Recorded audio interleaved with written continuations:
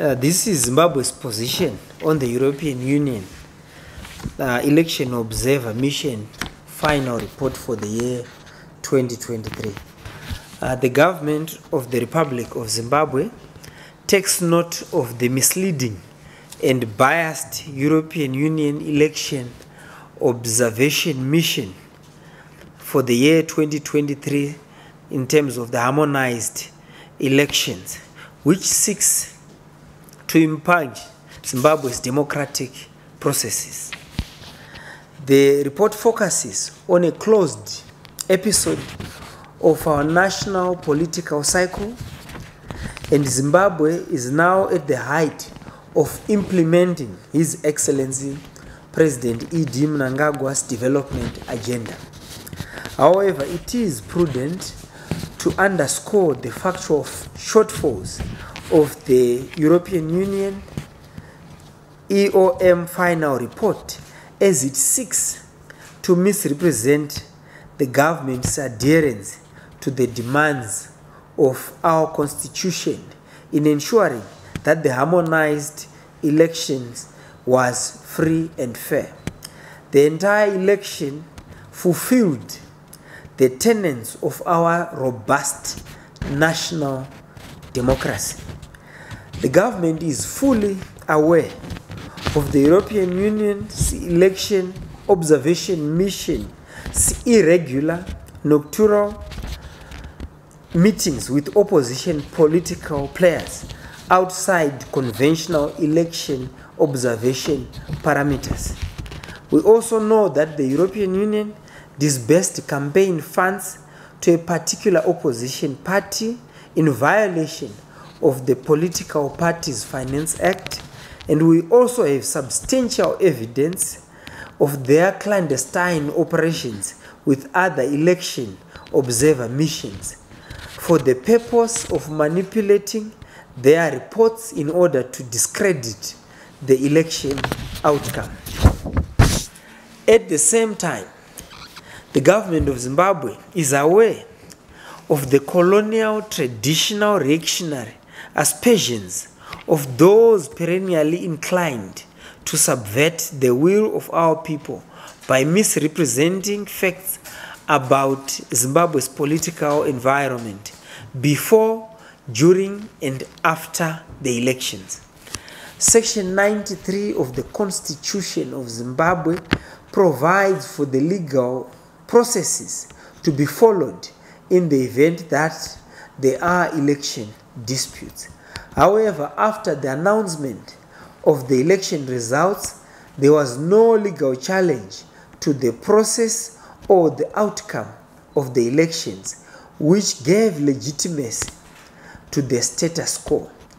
The outcome and conclusion of the elections was decided by the people of Zimbabwe on the 23rd and 24th of August 2023 elections. The adoption of the patriotic provisions in the Criminal Codification and Reform Act is in line with strengthening our national security interest.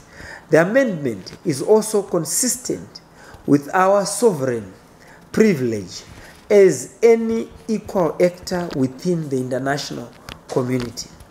The Cyber and Data Protection Act supports Zimbabwe's fulfillment of international law in combating cyber crimes and focuses on safety and security of citizens in the cyberspace. This law does not interfere with what the report refers to as infringement of social media and digital rights of the citizenry. As for the Private Voluntary Organizations Amendment Bill, it did not get presidential assent, resulting in its referral back to Parliament. Therefore, its perceived contentious provisions are still proposals. The PVO bill cannot be cited as a restrictive piece of legislation when it does not even exist. Further to this, the report suggests that prosecution of criminality of the members of political players translates to political persecution. However, no one is above the law, and our law will never be selectively applied to exonerate criminality. Being a political player does not provide one with the privilege of immunity. Like any other modern democracy, the independence and integrity of Zimbabwe's judiciary is sacrosanct, as opposed to the maligning allegations of the Observer Mission in terms of their final report. The government of Zimbabwe condemns the unwarranted attack on the entire legal framework of the elections as it relates to the constitutional mandate of the Zimbabwe Electoral Commission in the running of elections in Zimbabwe, Parliament's law-making prerogative and its independence with respect to the cited amendments. The delimitation process is spelled out in terms of the Constitution of Zimbabwe. The independence and transparency of the Zimbabwe Electoral Commission and the efficient administrative function of the entire election life cycle by ZEC. To this end, ZEC complied with its constitutionally demanded duties in promoting voter registration, voter verification, and voter education, which produced an inclusive, credible, free, and fair outcome. It must also be reiterated that the civil society and all social movements in Zimbabwe enjoy the constitutional benevolence of the freedom of association and expression. This is a prevailing reality which profoundly contradicts with the report's false projection of a restricted political environment in Zimbabwe in the run-up to the elections. And contrary to the claims by the report, the government of Zimbabwe continues to ensure that the national broadcaster, the Zimbabwe Broadcasting Corporation, affords all political players fair airplay as required by the law. The government has intensified media liberalization through licensing of new media, radio, and TV broadcasters. And instead, also government condemns the weaponization of some private media players for hostile and polarizing reportage in favor of a certain opposition political party, which is perpetually purporting to be operating in an unfair playing field. The rights and freedoms of all journalists is constitutionally governed.